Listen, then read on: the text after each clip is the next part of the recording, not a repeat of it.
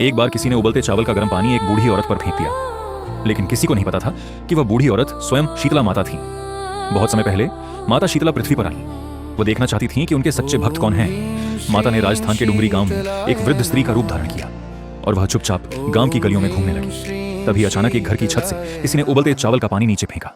वह खौलता हुआ पानी सीधे उस वृद्ध स्त्री के शरीर पर गिरा। गर्म पानी से उनके पूरे शरीर पर भयानक फफोले पड़ गए। माता दर्द से कराहती हुई पूरे गांव में मदद मांगती रही, लेकिन आश्चर्य की बात यह थी कि पूरे गांव में किसी ने उनकी सहायता नहीं की। सब लोग उन्हें अनदेखा करके अपने घरों में चले गए। उसी गांव में एक गरीब कुम्हारन रहती थी। जब उसने उस वृद्ध स्त्री की पीड़ा देखी तो उसका हृदय दया से भर गया।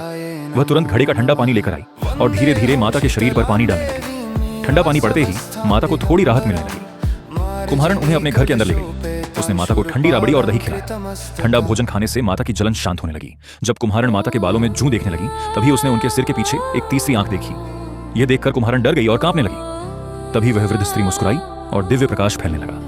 अगले ही पल वह वृद्ध स्त्री अपने असली रूप में प्रकट हो गई। वह कोई और नहीं बल्कि स्वयं माता शीतला थी। कुम्हारन माता के चरणों में गिर पड़ी। वह बोली, माता, मैं बहुत गरीब हूँ। मेरे पास आपको बैठाने के लिए कोई उचित आसन भी नहीं है।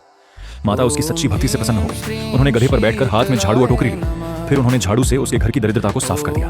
क्षण भर में उसका घर समृद्धि से भर गया। जाने से पहले माता ने कुम्हारन को चेतावनी दी। उन्होंने कहा, कल पूरे नगर में भयंकर आग लगेगी।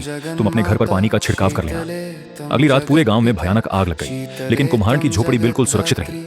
जब राजा को यह बात पता चली तो उसने कुम्हारन को बुलाया और पूछा, तुम्हारा घर आग से कैसे बच गया? तब कुम्हारन ने माता शीतला की पूरी कथा राजा को सुनाई। यह सुनकर राजा भी माता की महिमा से प्रभावित हो गया और आदेश दिया कि फाल्गुन मास की अष्टमी के दिन पूरे राज्य में कोई भी चूल्हा नहीं जलाया जाएगा। सब लोग माता शीतला को ठंडा और बासी भोजन अर्पित करेंगे। तभी से इस दिन को शीतला अष्टमी के रूप में मनाया जाता है। जो भी भक्त सच्चे मन से माता शीतला की यह कथा सुनता है, उसके घर से रोग, दरिद्रता और दुख दूर हो जाते हैं। अगर आप भी माता शीतला की कृपा चाहते हैं तो कमेंट में लिखें, जय माता शीतला।